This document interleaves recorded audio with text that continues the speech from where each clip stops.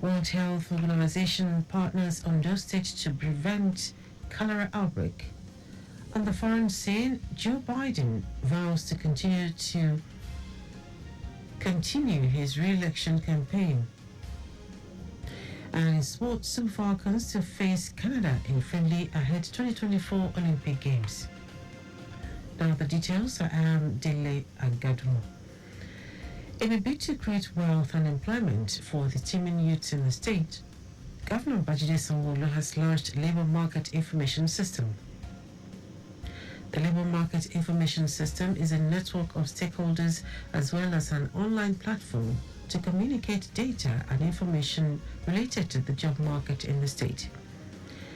Governor Babajide Sanwo-Olu stated this during the Lagos State Employment Summit 3.0 with the theme Job Creation, Uniting for Impact, Create, Collaborate, Change. He noted that his administration will continue to build an environment that creates opportunity for young, viable minds in the state. The governor also called on investors to collaborate and support the state government to build real partnership for the Employment Trust Fund that would uplift the residents of the state. Delta country, because a lot of people are going to come in if they are not already to see how you've done it. Other states will want to know how you've done it, and so you need to be able to have a robust data gathering capability, data reliability, employability data as part of the things that is very, very important.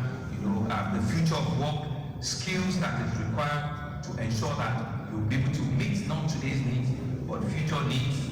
As at when you. Earlier in her welcome address, Acting Executive Secretary, Lagos State Employment Trust Fund, Feishayo Alayode, said LSETF is dedicated to fostering an ecosystem of dependable collaboration and creating solutions across skills development, capacity building, access to capital, policy and research and advocacy.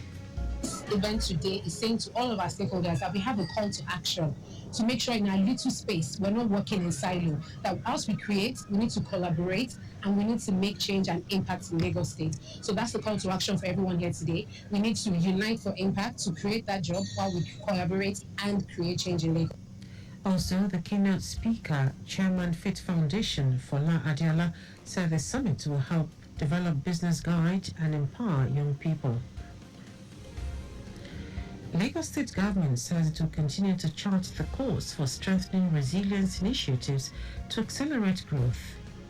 Commissioner for Economic Planning and Budget, Otway George, stated this in his opening remarks at the 2024 Lagos Resilience Forum with the theme Leveraging Resilience for Lagos Development Trajectory. George emphasized the importance of collective action, inclusivity, diversity, collaboration, and partnerships in building resilience in the state. Earlier in her welcome address, the Chief Resilience Officer of Lagos State, Lazaro Folayinka Daniel, underscored the importance of resilience in the face of acute shocks and chronic stresses.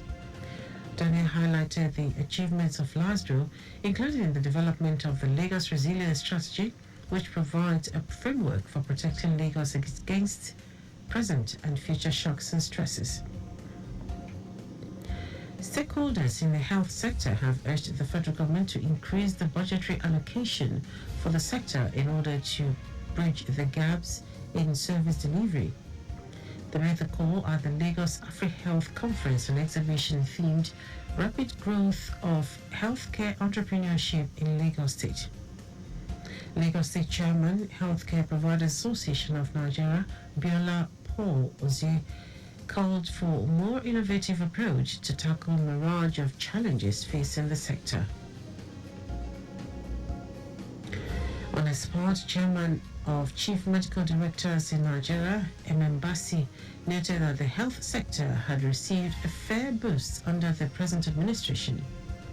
Bassi said more funds should be injected into the health sector as drugs alone would gulp huge amounts of money, not to talk of having standard laboratories and other equipment. Responding to questions on how to improve Nigeria's healthcare system, the founder and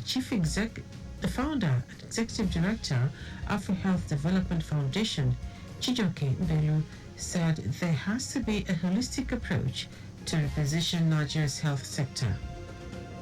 About 15% of annual budget should go to health. Okay, so far in this country, we'll be having 3%, 5%, and low for healthcare. So if that continues, there is no way. So when we have meetings like this, conferences like this, we keep telling the government, look, we are suffering. We are not doing well. We are not there yet. Because when there is increment in the budgetary allocation, hospitals will be able to buy more equipment. Banks will be able to issue out money because some of this money will go to the banks to finance healthcare projects.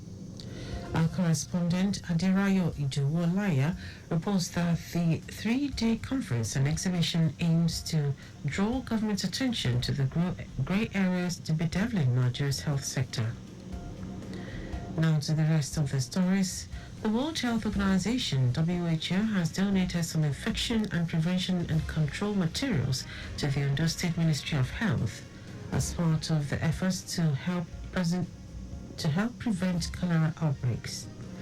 This was contained in a statement issued by the press officer of the ministry, BC Lawani, in Akure. According to the statement, State Coordinator of WHO, Dele David, said the organization has been at the forefront of preventing outbreaks and death in communities and among healthcare workers, which necessitated the donation of infection and prevention and control materials to the state to help the healthcare workers and the communities keep safe. David also explained that the WHO has been supporting pillars to develop action plans in case of any outbreak and integrated with communities in the state to create awareness of diseases through communities and media engagement. He promised that WHO will continue to support states in the country to ensure the highest sustainable level of health for all Nigerians.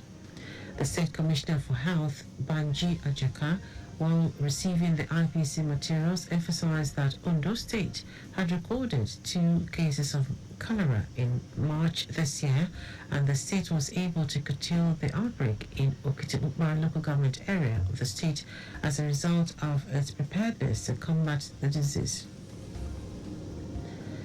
The Economic and Financial Crimes Commission, EFCC, has uncovered a plot by a shadowy group to recruit young Nigerians, including students, to participate in violent protests against it.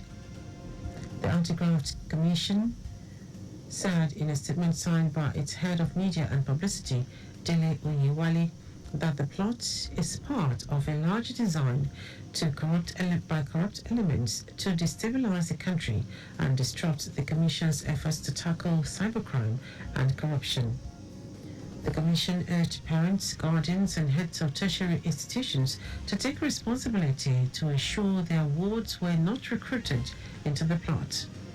Oyewale added that the EFCC is working with other security agencies to prevent any potential threats to peace and security in the country.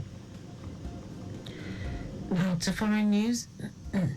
United States President Joe Biden has pledged to continue his re-election campaign to the end as the embattled Democrat fights to keep his candidacy alive amid growing alarm over his physical and mental fitness. Biden, 81 years old, insisted that he would keep running despite growing pressure from within his party to step aside following last week's disastrous debate performance against his Republican challenger, Donald Trump. The president's defiant remarks came after U.S. media reports indicated that the president and his team have acknowledged that his candidacy is at risk of collapsing within days if he cannot convince the public of his fitness for office. Now, sports. Super Falcon players will take on Canada in a friendly ahead of the 2024 Olympic Games slated for Sevilla, Spain on July 17. The players are training for 2 weeks in Sevilla ahead of the Olympic Games.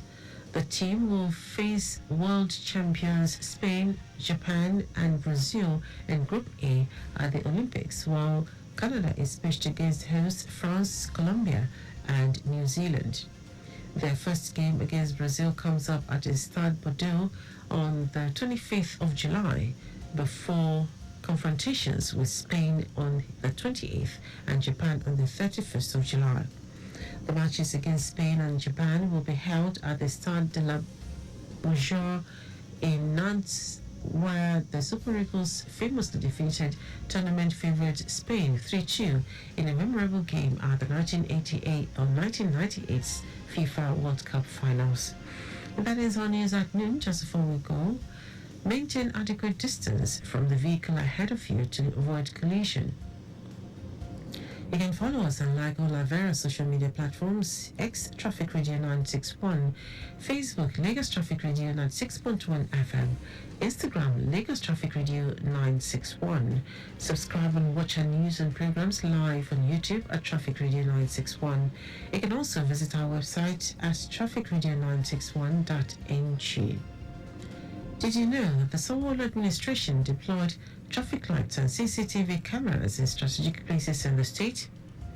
You can get more details on the Lagos State Government website. To end the news, here are the highlights of the major stories. In a bid to create wealth and employment for the teeming youth in the state, Governor Babajide Sanwo-Olu has launched Labour Market Information System.